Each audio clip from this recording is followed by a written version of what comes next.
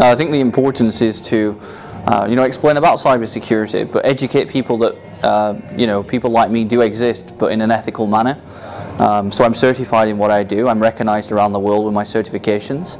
I'm accredited by the NSA, so the National Security Agency in the USA, for the certifications that I hold.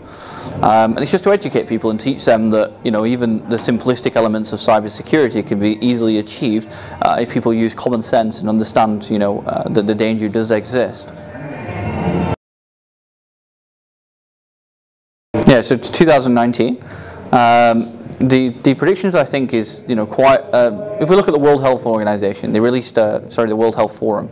They released an article recently, and in that article there was a thing called the tangled web, and it showed how we're creating algorithms around the world, and when they're no use to us, they essentially carry on around the internet, and the internet becomes clogged with weeds, and it needs de-weeding. I think the changes from a cybersecurity element is going to be a lot more scary before it gets better. People still don't understand cybersecurity. They still don't understand the word hacker. You speak to a person and say, "Who's a hacker?" They say, "Oh, it's a teenage kid, sat in a basement eating pizza." No, it's nothing, like that. It could be anybody. It could be a neighbor. It could be a co-worker. So people again need to understand about cybersecurity. I think that's going to be the danger moving forward in the future. Is how do we educate or how do we train individuals?